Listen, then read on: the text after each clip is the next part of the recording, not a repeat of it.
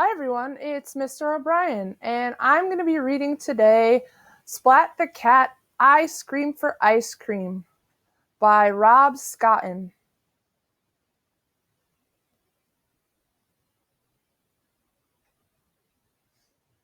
Splat the Cat beamed in the back of the bus. His class was on a field trip to the ice cream factory. I could eat 4 ice cream cones in a day, said Splat. I could eat 15, said Plank. And I could eat all yours and a million more, said Spike. Kitten licked her lips. I scream, you scream, we all scream for ice cream, the friends cried. At the ice cream factory, ice cream swirled in big vats. Pipes steamed, nozzles gleamed. Wow, said Splat. What a dream. The factory manager greeted them. I am Mr. Jellybean, he said. Who wants a tour? Hooray, sang the cats. I scream, you scream, we all scream for ice cream. Mr. Jellybean led the class to a back room. The cats' faces fell.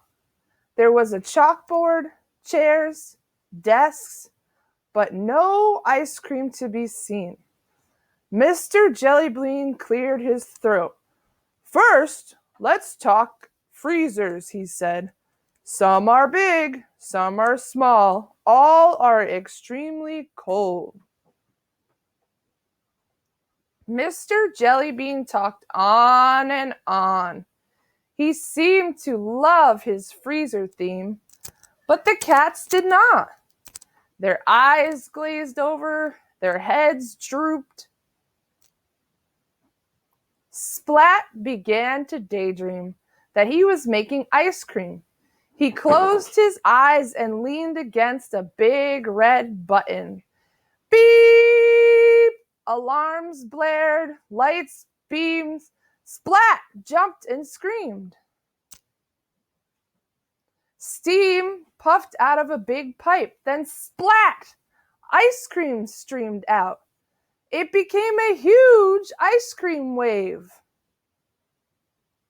that grew and grew and flooded the factory. Now that's a lot of ice cream, said Plank, tasting a taste. Yum! What happened? Mrs. Wimple-Dimple asked. I don't know, said Splat from under the chocolate chips. The class cleaned themselves up. Mrs. Wimple-Dimple counted heads. Everyone was there except Seymour! Splat screamed. I have to find Seymour, he said. He ran back towards the door. Wait, Kitten cried. We'll come with you. We're a team after all. Inside, the team checked out the ice creamy mess. Let's look, they said. Be careful, Splat said. Seymour is so small, we may not see him under all this ice cream. With brushes and buckets, the cats cleaned and ate their way into the factory.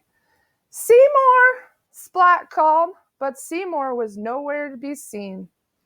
Then the team cleaned and ate their way through the next room. Seymour! Splat called again. The team continued until the factory gleamed, but it seemed Seymour wasn't anywhere under all that ice cream. Just then, a blob of whipped cream fell onto Splat's head. Splat looked up. Splat! There was Seymour. He was way up on a beam. He couldn't call out. His mouth was full of ice cream. Seymour leaped into Splat's paws. Then Mr. Jellybean thanked the team. The factory is so clean. How can I repay you? Would you like some ice cream? The cats all groaned. No more ice cream, they said. For now, whispered Seymour.